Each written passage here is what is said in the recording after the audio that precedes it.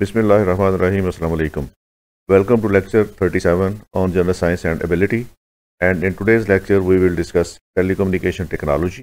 और इसमें जो हम पोर्शन कवर करेंगे वो रेडियो, टेलीविज़न, मोबाइल फ़ोन और ऑप्टिकल फाइबर्स के बारे में हम आज के लेक्चर में डिस्कस करेंगे।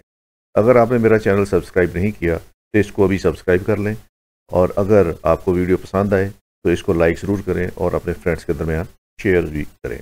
तो आए शुरू करते हैं आज का lecture, telecommunication technology. Telecommunication technology में जो सबसे फ्रीक्वेंट टर्म यूज़ की जाती है वो रेडियो टेक्नोलॉजी है। तो सबसे पहले हम ये देखते हैं कि रेडियो टेक्नोलॉजी को हम डिफ़ाइन कैसे करते हैं।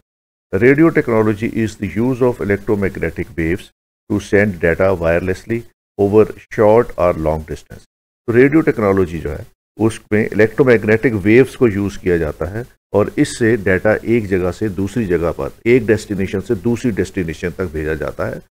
Radio waves are a type of electromagnetic waves that have a frequency between 3 hertz to 300 gigahertz. जो रेडियो टेक्नोलॉजी में डाटा इलेक्ट्रोमैग्नेटिक वेव्स के जरिए भेजा जाता है उसमें इलेक्ट्रोमैग्नेटिक वेव्स की फ्रीक्वेंसी 3 हर्ट्ज से लेके 300 गीगाहर्ट्ज के दरमियान होती है। A transmitter generates radio waves by applying electric current to its antenna. Transmitter जो है वो रेडियो वेव्स जनरेट करता है। The waves travel to the receiver's antenna which induces an electric current. जब एक ट्रांसमीटर ने रेडियो वेव्स जनरेट करनी है तो उसके लिए वो इलेक्ट्रिक करंट यूज़ करता है और अपने एंटीना के ज़रिए वो रेडियो वेव्स जो है वो हवा में स्प्रेड करता है। इसी तरह जो रिसीवर है उसके अंदर भी एक एंटीना है और वो एंटीना इन इलेक्ट्रिक करंट्स को रिसीव करता है और इसको फिर वो कन्वर्ट करता है to words then information. This current can be detected and demodulated to recreate the information sent by the transmitter.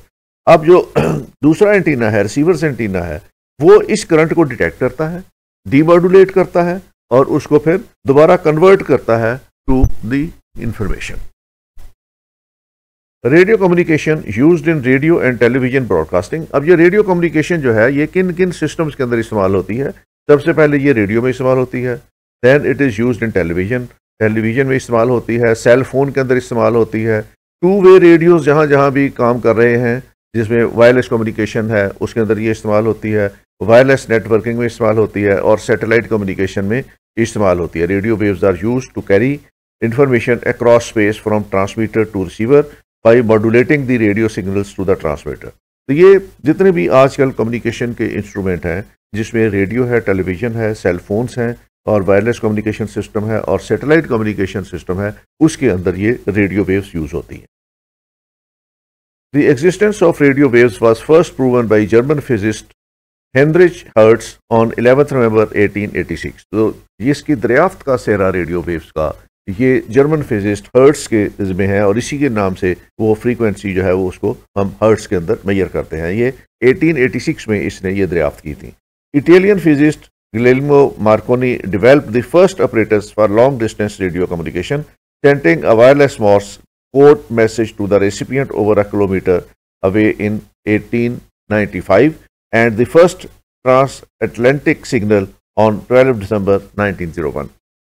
इसी पे जो हर्ट्ज ने एक्सपेरिमेंट किया था या जो उसकी डिस्कवरी थी उसी को यूज़ करते हुए फिर मार्कोनी ने जो है वो पहली वायरलेस मोर्स कोड जो है वो सेंड किया और उसका डिस्टेंस 1 किलोमीटर था।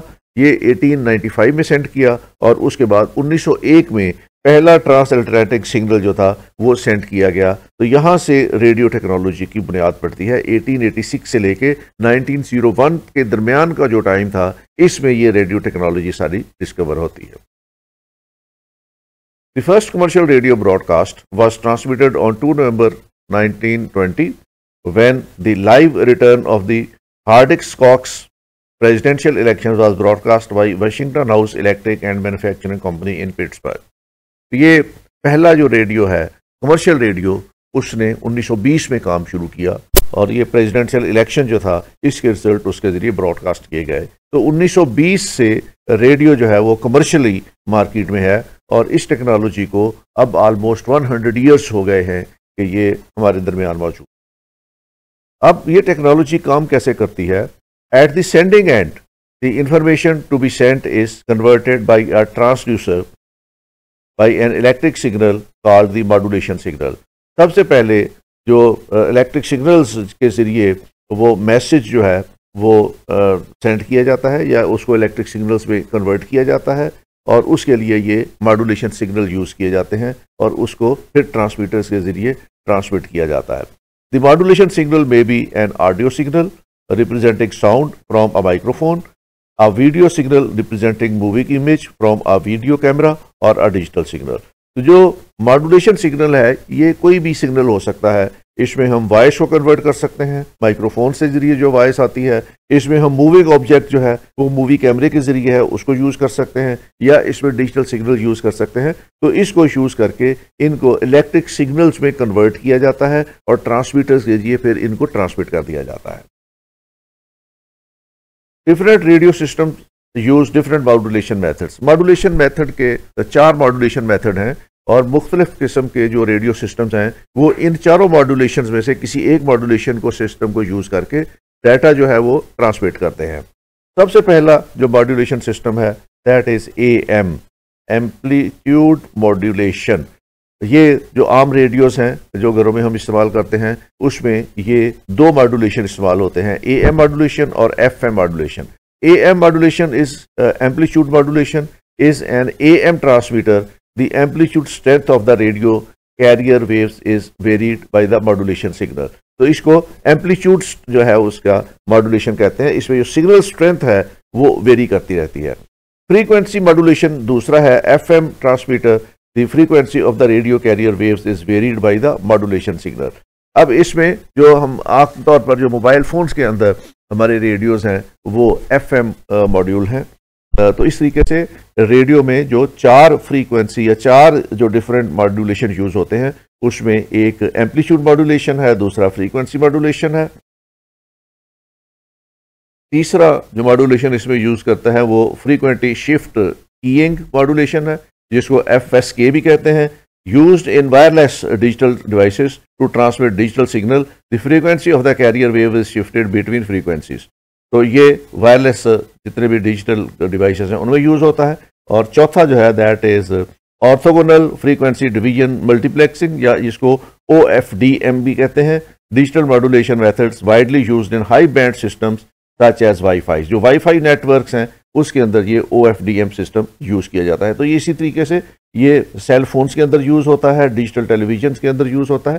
तो ये बेसिकली 4 रेडियो फ्रीक्वेंसी मॉड्यूलेशंस हैं जिसको हम यूज़ करते हैं जो AM, FM, FSK और OFDM मॉड्यूल्स हैं और इनको डिफरेंट डिवाइसेस के लिए यूज़ किया जाता है. इंटरनेशनल टेलीकॉम यूनियन ने इस रेडियो स्पेक्ट्रम को 12 जो है वो बैंड वेवलेंथ में डिवाइड किया हुआ है. इसकी 12 वेवलेंथ उन्होंने बनाई हुई हैं जिसमें extremely low frequency, super low frequency, ultra low frequency, very low frequency, low frequency and medium frequency. तो इस तरह इनकी डिवीजन्स उन्होंने हर बैंड को अपनी एक अलग वेवलेंथ दी हुई है और मुख्तलिफ डिवाइसेस इन वेवलेंथ के अंदर रह के अपनी ट्रांसमिट करती हैं इंफॉर्मेशन. तो अब ये तो रेडियो फ्रीक्वेंसी होगी. अब देखते हैं जो टेलीविजन टेक्नोलॉजी है वो कैसे काम करती है.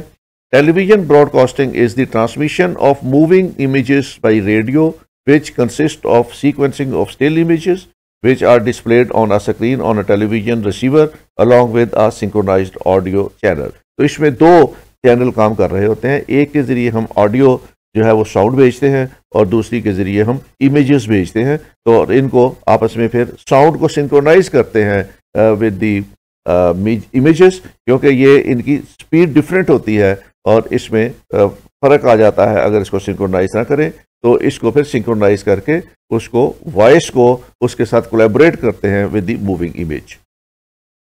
Television signal occupies a wider bandwidth than broadcast the signal.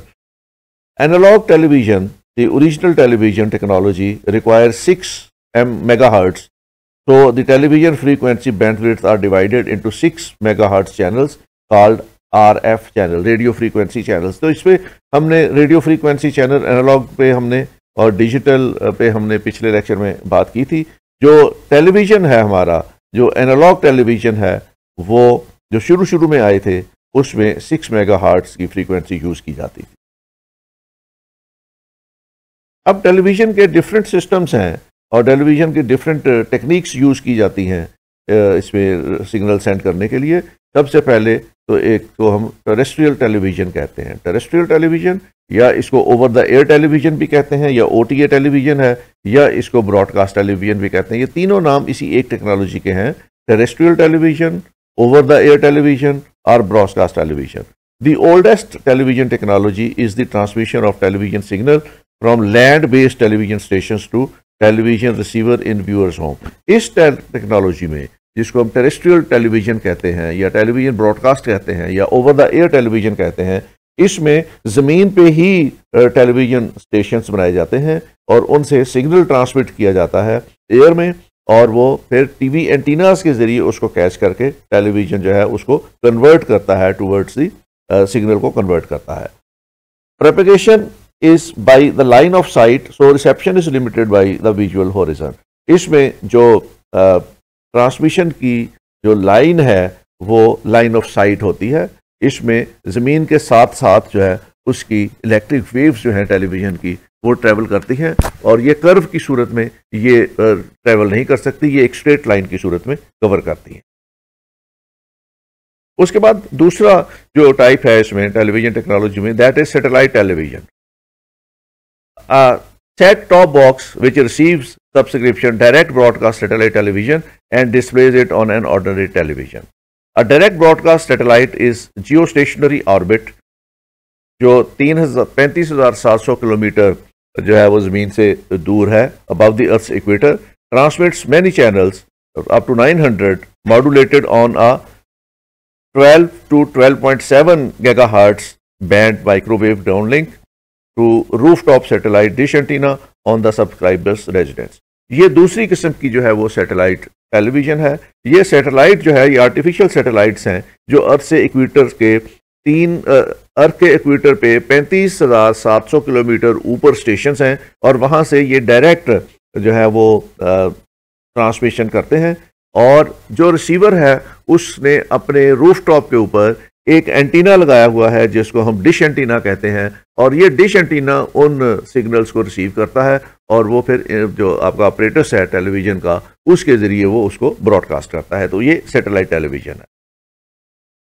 The microwave signal is converted to a lower intermediate frequency at the dish and conducted into the building by a coaxial cable to the set top box connected to the subscribers TV where it is demodulated and displayed.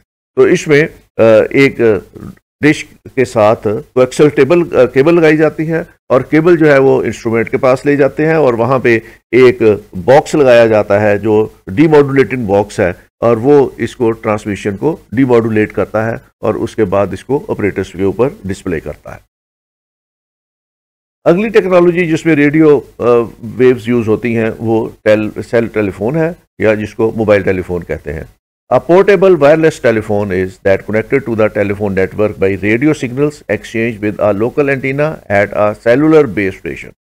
तो ये जो cellular base station है उसके साथ ये connect होता है, और नॉर्मली आपने ये सेलुलर बेस स्टेशंस देखे होंगे जो टावर की सूरत में शहरों के बाहर या शहरों के अंदर लगे होते हैं। ये मोबाइल इस टावर के साथ कनेक्ट होता है और वहाँ से ये रेडियो वेव्स रिसीव करता है, और इसी रेडियो वेव्स के ज़रिए वो मैसेज रिसीव करता है, कॉल्स रिसीव करता है, और इसी के ज़रिए वो ट्रांसमिट भी करता है।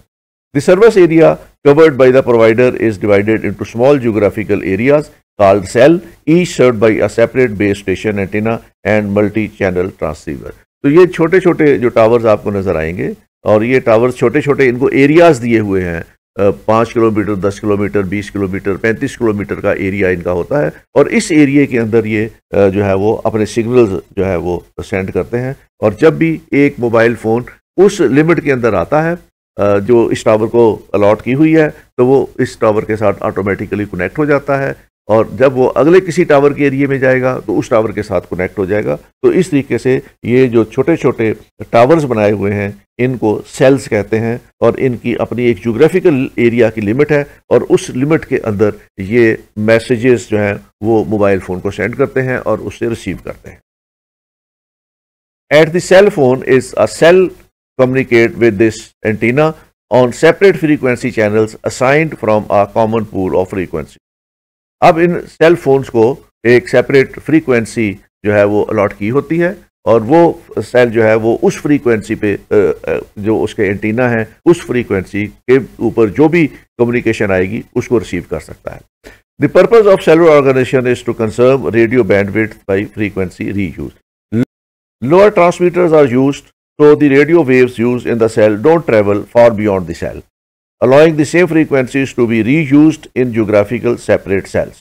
तो इसमें लोअर पावर ट्रांसमीटर यूज होते हैं और ये रेडियो वेव्स जो हैं ये उस सेल से बियॉन्ड ट्रैवल नहीं करती. जो एरिया जोग्राफिकल एरिया दिया हुआ है उससे बियॉन्ड ये ट्रैवल नहीं करती. तो इसलिए ये जो फ्रीक्वेंसीज हैं ये बहुत से सेल्स जो हैं एक ही वक्त में ये फ्रीक्वेंसी यूज कर सकते हैं.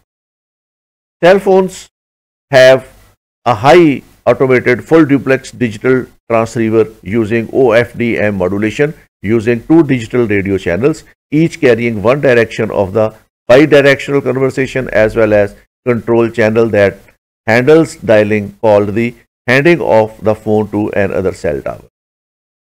इसमें जैसे मैंने आपको पहले बताया है OFDM मॉड्यूलेशन यूज किया जाता है जो रेडियो वेव्स का मॉड्यूलेशन है.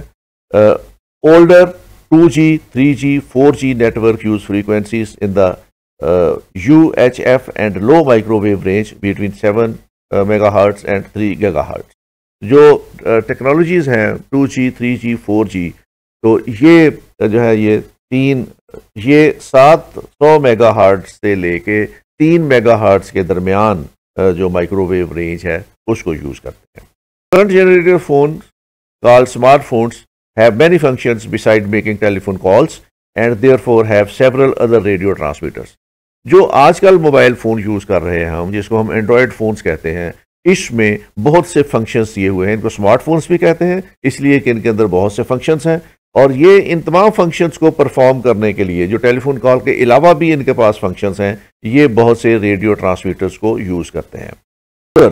And receivers that connect them with other networks usually WiFi modem, Bluetooth modem and GPS receivers. तो इसके अंदर बहुत से दूसरे रिसीवर्स भी मौजूद हैं. ना सिर्फ ये कि कॉल रिसीव करते हैं बल्कि उसके अलावा भी बहुत से फंक्शंस परफॉर्म करते हैं जिसमें वाईफाई मॉडेम इनके अंदर लगा हुआ है जिसके ज़रिए ये डाटा रिसीव करते हैं. इसके अंदर ब्लूटूथ लगा हुआ है जिसके जरिए ये डाटा ट्रांसमिट कर सकते हैं दूसरे सेट्स को और इसके अंदर ग्लोबल पोजीशनिंग सिस्टम इसके अंदर मौजूद होता है. इसके रिसीवर्स भी मौजूद होते हैं. तो इसलिए इसको स्मार्टफोन कहते हैं कि इसमें कॉल के अलावा और बहुत से फंक्शंस जो है ये सेट परफॉर्म कर रहा होता है. 5G cellular network. Next generation cellular network which began deployment in 2019 2019 से ये 5G नेटवर्क जो है वो मौजूद है. There major advantages much higher data rate that previous cellular phone network. इसमें डाटा जो है वो ज़्यादा ट्रांसफ़र हो सकता है और अप टू 10 GPS पर सेकंड जिसमें GPBS gigabytes per second 10 gigabytes per second का डाटा ट्रांसफ़र हो सकता है. जो पहले वाले जो सेलुलर नेटवर्क्स थे जिसमें 4G था या 3G था उसमें 100 टाइम फास्टर डाटा ट्रांसफ़र हो सकता है.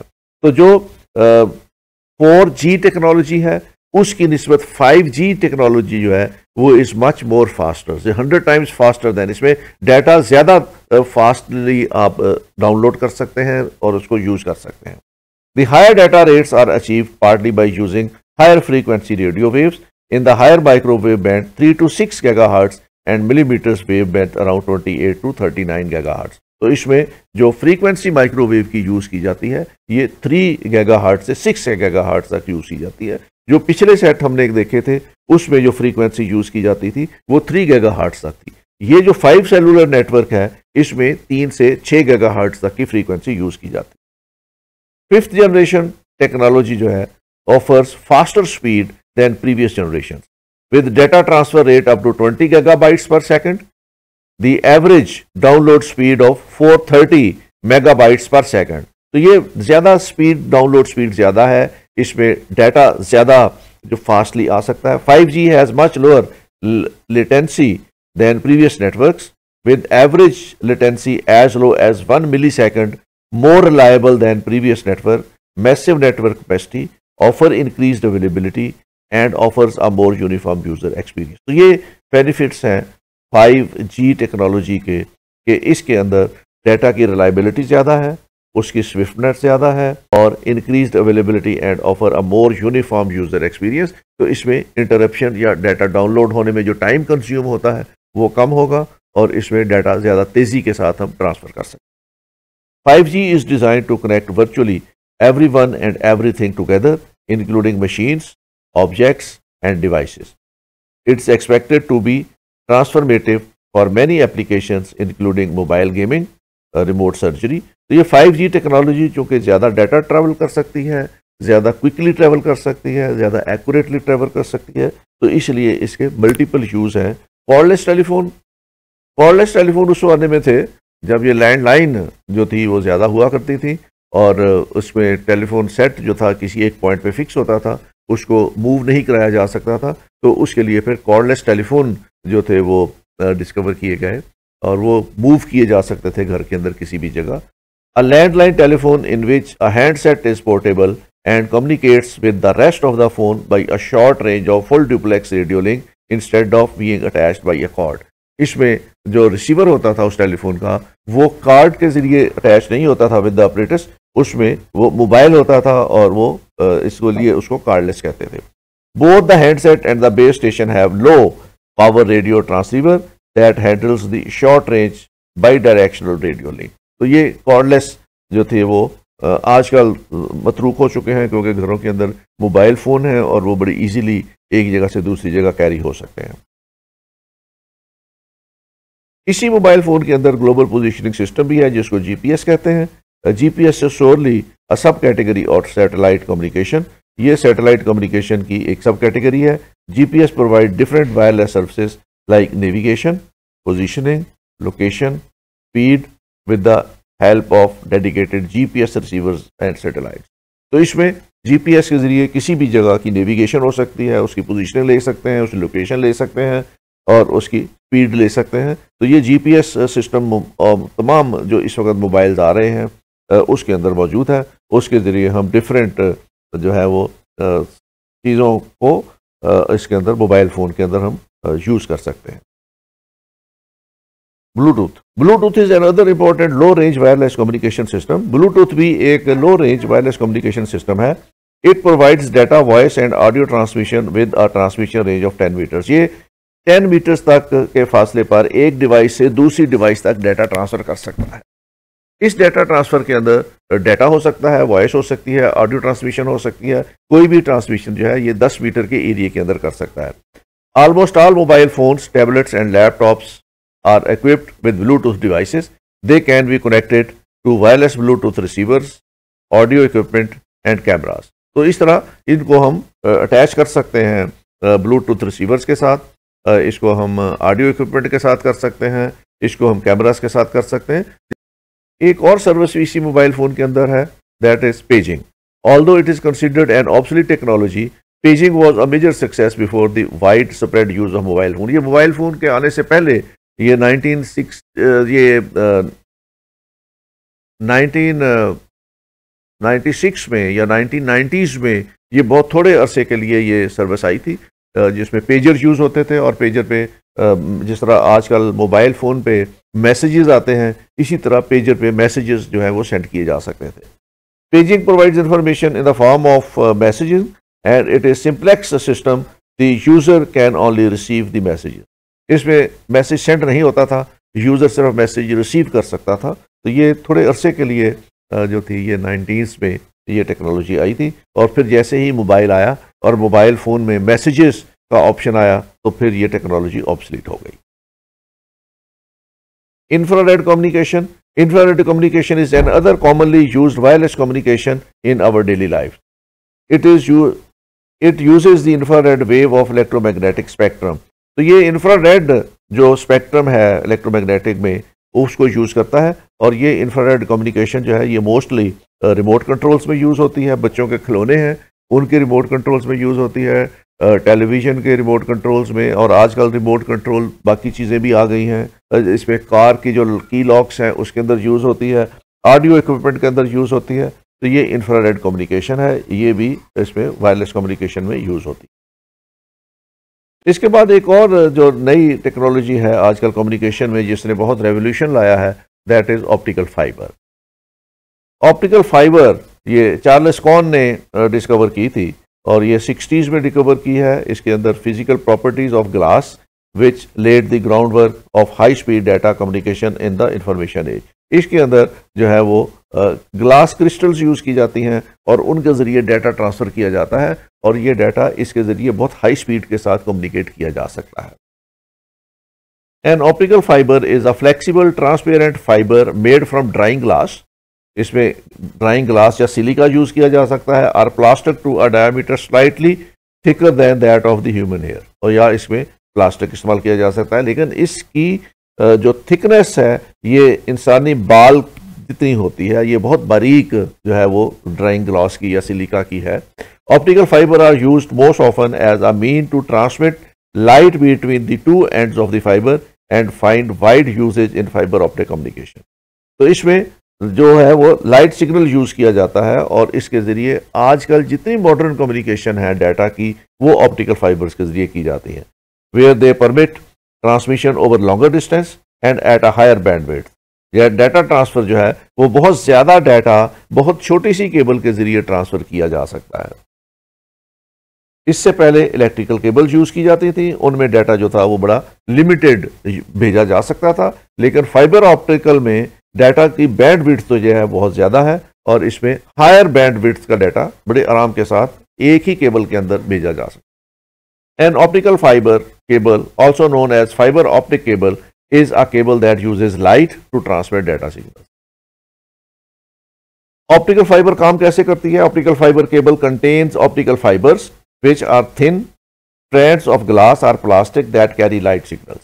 The core of the fiber is made of glass and the outside is covered by a layer called cladding. The core of the cladding have different refractive indexes which bend light at different angles. तो ये इसकी साख्त इस हिसाब से की जा सकती है कि ये लाइट सिग्नल्स को यूज करते हुए डाटा एक डेस्टिनेशन से दूसरी डेस्टिनेशन तक सेंड करती है। Fibers are used instead of metal wires because signals travel along with them with less loss. In addition, fibers are immune to the electromagnetic interference, a problem from which metals wire suffers.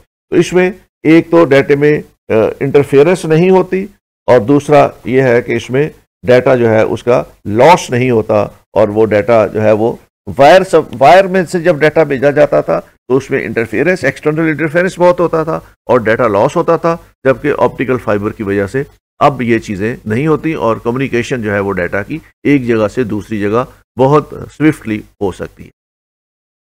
Optical fibre physically include a core of surrounding by a transparent cladding material with a lower index of refraction. इसमें जो इसके cladding use की जाती है उसमें refraction नहीं होती light की, इसलिए इसमें डाटा जो है वो ज़्यादा स्विफ्टली और ज़्यादा बैंडविड्थ के साथ जो है वो। Optical fibre typically include a core surrounding by the transparent cladding material with a lower index of refraction. तो इसके अंदर जो क्लैडिंग की जाती है जिस मटेरियल की, वो इस तरह यूज़ किया जाता है कि उसमें रिफ्रैक्शन ना हो, और उसमें फिर डाटा जो है चूँकि रिफ्रैक्शन नहीं होती इसलिए डाटा बड़ी स्विफ्टली उसमें से पास हो जाता है। Fibre that support many propagation paths or transverse mode are called multiplex port fibres, while those of the sport or signal board are called signal board fibers। इसमें दो तरह के फाइबर यूज होते हैं, एक SMF है जिसमें सिंगल बोर्ड फाइबर है, और दूसरा MMF है जिसको हम मल्टी मोड फाइबर्स कहते हैं। Multi mode fibre generally have a wider core diameter and are use for shorter distance communication link and for application where high power must be transmitted. तो ये उनके दो तरह के जो है मल्टी मोड फाइबर्स और सिंगल मोड फाइबर्स। ये जितना डाटा आपने किसी एक स्पेसिफिक एरिया के अंदर ट्रांसफ़र करना है उस हिसाब से इनको इस्तेमाल किया जाता है। Single mode fibres are use for most communication link longer than 100 metres.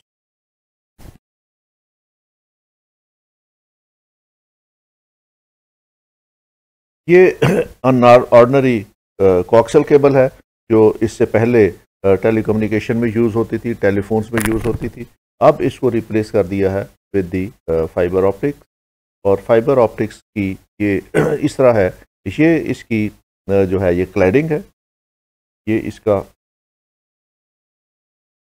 इसका कोर है जहाँ पे ये ओरिजिनल केबल है, इसकी ये क्लैडिंग है। इस क्लैडिंग की वजह से लाइट की रिफ्रैक्शन नहीं होती, इसके अंदर ये कोटिंग की होती है। और उसके बाद ये इसकी आउटर जैकेट है। और इसको देखने में ये एक फाइबर जो है ये एक जो है इसके अंदर मल्टीपल फाइबर्स जो है वो यूज़ होते हैं। तो इसलिए जो आपकी कोक्सल केबल है उसमें सिर्फ एक ही केबल जा रही होती है और उसमें एक ही डाटा उसमें से ट्रैवल कर सकता है। जो ऑप्टिकल फाइबर है इसके अंदर ये मल्टीपल जो फाइबर्स हैं ये यूज़ होते हैं, इसलिए इनमें डाटा जो है वो ज़्यादा आसानी के साथ और ज़्यादा क्वांटिटी में एक वक्त में ट्रांसफ़र हो सकता है। एक लफ्ज़ डाटा की ट्रांसफ़र में हम बैंडविड्थ यूज़ करते हैं, तो इसको समझना भी ज़रूरी है ताकि समझ आ जाए कि ऑप्टिकल फाइबर कैसे यूज़ होती है। The maximum amount of data transmitted over an internet connection is given amount of time. एक वक्त में गिवन टाइम में मैक्सिमम डाटा जितना भी हम ट्रांसफ़र कर सकते हैं उसको हम बैंडविड्थ कहते हैं। Bandwidth is often mistaken for internet speed when it is actually the volume of information that can be sent over a connection in a measured amount of time। तो ये एक्चुअली ये है कि ये डाटा जो है ये स्पीड नहीं है, ये वॉल्यूम है उस डाटे का कि कितना डाटा हम इसमें से भेज सकते हैं। डाटा में बी फास्टर, डाटा में बी स्लो। डाटा फास्ट भी जा सकता है, स्लो भी जा सकता है, लेकिन उसका वॉल्यूम कितना है, बैंडविड्थ उस वॉल्यूम को जो है वो एक्सप्रेस करती है। And it is always calculated in megabyte per second. Megabyte per second, इसको हम बैंडविड्थ कहते हैं। Bandwidth specifically refers to the capacity at which a network can transmit data. For example, if the bandwidth of the network is 40 megabyte per second, it implies that the network can transmit data faster than 40 MBS in a given case। तो ये अगर उसकी 40 MBPS है तो इसका मतलब ये है कि वो 40 मेगाबाइट पर सेकंड के हिसाब से डाटा ट्रांसमिट कर सकता है। ये इसकी अगर डायग्राम है को समझना है तो ये इसकी जो फ्रीक्वेंसी कर्व है यहाँ से लेके यहाँ तक, इसको हम कहते हैं, ये है बेसिकली उसकी बैंडविड्थ जितना डाटा वो सेंड कर सकता है। ये था आज का लेक्चर जिसमें हमने रेडियो टेक्नोलॉजी देखी और हमने ये देखा कि रेडियो किस तरह काम करता है, टेलीविज़न किस तरह काम करते हैं, मोबाइल फ़ोन किस तरह काम करते हैं और उसके लिए जो डाटा ट्रांसफ़र करने के लिए आजकल फाइबर ऑप्टिक यूज़ की जाती है वो किस तरह काम करती है। तो उम्मीद है आपको लेक्चर पसंद आया होगा। अगर पसंद आया है तो इसको लाइक करें और फ्रेंड के साथ शेयर करें। अगले लेक्चर तक के लिए इजाज़त दें। Thank you very much. Take care. खुदा हाफ़िज़।